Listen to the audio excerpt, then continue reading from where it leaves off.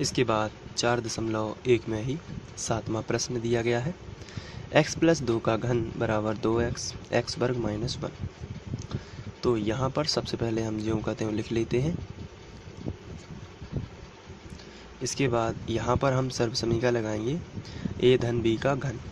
तो इसकी सर्वसमीका हम यहाँ पर लगाते हैं रफ में। a + b का होल घन बराबर होती है a घन प्लस b घन प्लस 3 a वर्ग b प्लस 3 ab वर्ग। तो यहाँ पर ये सर्वसमीका होती है। तो इसकी जगह पर हम x + 2 लिखेंगे और घन लगा देते हैं। a का मान x है, b का मान 2 है। तो a घन है इसलिए x का घन प्लस यहाँ पर लिखा है b, तो b का मान कितना है 2, तो यहाँ पर कितना हो जाएगा 2 का घन प्लस 3, यहाँ पर लिखा है a वर्ग, a का मान कितना है x, तो ये हो जाएगा x वर्ग। लेकिन यहाँ पर इंटू में b लिखा है और b का मान कितना है 2, तो इंटू हो जाएगा 2 प्लस 3, यहाँ पर कितना लिखा है a का मान कितना है x into x into b वर्ग, यानी b का मान 2 है तो 2 का वर्ग। इसको सॉर्ट आउट कर लेते हैं। तो यहाँ पे आएगा x घन प्लस 2 का घन 8 होता है और 3 दूनी 6x वर्ग और प्लस 3 दूनी, यहाँ पर देखिए 2 का वर्ग हो जाएगा 4, तो 4 दिया 12 इंटू x। तो यहाँ पर आप देख रहे हैं कि ये हमें हल मिला। अब इसको हम वहाँ पे जाके लिख सकते हैं। चलिए तो लिख लेते हैं। यहाँ पर आया है x घन प्लस 8 प्लस 6x वर्ग प्लस 12x बराबर, यहाँ पर 2x का गुणा x वर्ग में करेंगे तो आएगा 2x घन माइनस 2x का गुणा 1 में करेंगे तो आएगा 2x। इसके बाद हम इस दोनों पदों का इस तरफ पक्षांतर कर देते हैं। यहाँ पर हम इम्प्लाई जेट लगा सकते हैं। तो आएगा x घन प्लस 8 प्लस 6x वर्ग प्लस 12x माइनस 2x घन प्लस 2x बराबर 0। यहाँ पर ये 2x इसका माइनस हो गया और माइनस का क्या हो गया प्लस, क्योंकि हमने इन दोनों संख्याओं का पक्षांतर इस तरफ कर दिया है और बराबर में हमें मिला है 0। इसके बाद हम घटाएंगे तो यहाँ पर 2x घन माइनस का है, यहाँ पे प्लस का है, तो माइनस का एक x घन बन जाएगा और यहाँ पर 6x वर्ग है और वर्ग वाला और है नहीं, इसलिए हम इसको 6x वर्ग ही लिखेंगे। और साथ में यहाँ पर 12x और 2x हो जाएंगे 14x, 12 और 2, और क्योंकि प्लस प्लस के हैं और 8 एक संख्या है तो 8 आ जाएगी बराबर 0। यहाँ पर आप देख रहे हैं कि अधिकतम घात 3 की है, लेकिन ये 2 की घात अधिकतम नहीं है। 2 की घात शामिल तो है लेकिन सबसे ऊंची घात नहीं है, सबसे ऊंची घात 3 की है। इसलिए उपरोक्त समीकरण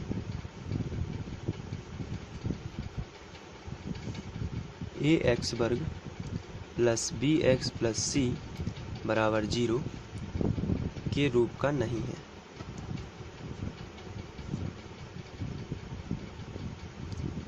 और जब इसके रूप का नहीं है तो यह द्विघाती समीकरण नहीं है। इसके बाद आगे बढ़ते हैं। इसके बाद 8वां क्वेश्चन दिया गया है, तो सबसे पहले हम इसको ज्यों का त्यों लिख लेंगे। इसके बाद हम इसको ज्यों का त्यों लिखते हैं और इस तरफ सर्वसमीका लगा देंगे। तो ये है a माइनस बी का घन। तो आपको सर्वसमीका जो है वो प्लस वाली ही याद रखनी है। सर्वसमीका होती है a प्लस बी का घन बराबर a घन प्लस b घन प्लस 3a वर्ग b प्लस 3ab वर्ग। लेकिन यहाँ पर a और b के मान थोड़ी सी डिफरेंट हो जाएंगे। a का मान x रहेगा लेकिन b का मान रहेगा -2, क्योंकि हम लोग प्लस वाली सर्वसमीका ही ले रहे हैं, इसलिए -2b का मान रहेगा। चलिए अब इसको रखते हैं। a घन यानी x घन, क्योंकि a का मान कितना है x, प्लस b का मान कितना है -2, इसलिए -2 का आ जाएगा घन, प्लस 3a वर्ग यानी x वर्ग इंटू बी का मान -2 प्लस 3 ए का मान x है इसलिए 3x इंटू बी का मान -2 तो -2 का वर्ग हो जाएगा। इसको शॉर्ट कर लेते हैं, x घन -2 का घन तो 2 को 3 बार फैलाएंगे इस तरीके से 2 गुणित 2 गुणित 2 तो क्या आएगा 2 दूनी 4 दूनी 8, लेकिन ये जो है माइनस ही रहेगा क्योंकि माइनस तीनों में लगेगा जब तो माइनस माइनस का प्लस हो जाएगा, लेकिन प्लस माइनस का फिर से माइनस हो जाएगा तो -8। इसके बाद यहाँ पर 3 दूनी 6 प्लस माइनस का सबसे पहले तो माइनस और 3 दूनी 6x वर्ग।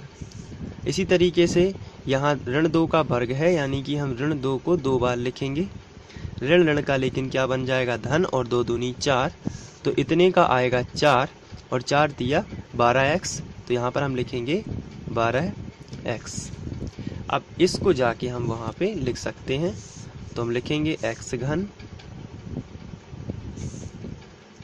-8 -6x वर्ग प्लस 12x।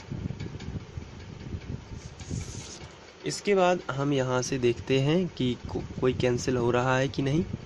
यहाँ इम्प्लाइज एट x घन और x घन कैंसिल हो जाएगा तो मिलेगा -4x वर्ग -x + 1 बराबर -8 -6x वर्ग प्लस 12x।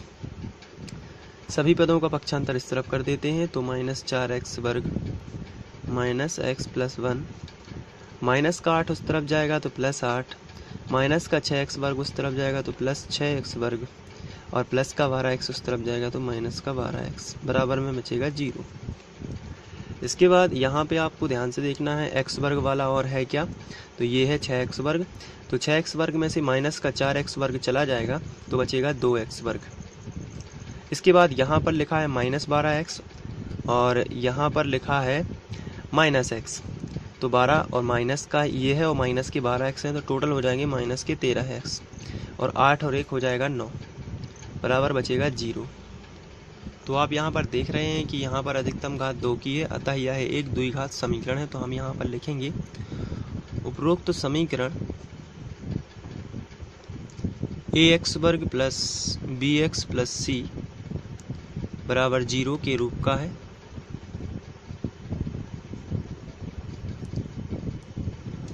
जब ये 0 के रूप का है बराबर 0 तो द्विघात समीकरण है। तो इस तरीके से आप इसको लिख सकते हैं। तो यहाँ पर प्रश्नावली 4.1 का प्रश्न क्रमांक 1 समाप्त होता है। इसके बाद हम लोग आगे बढ़ते हैं। Thank you.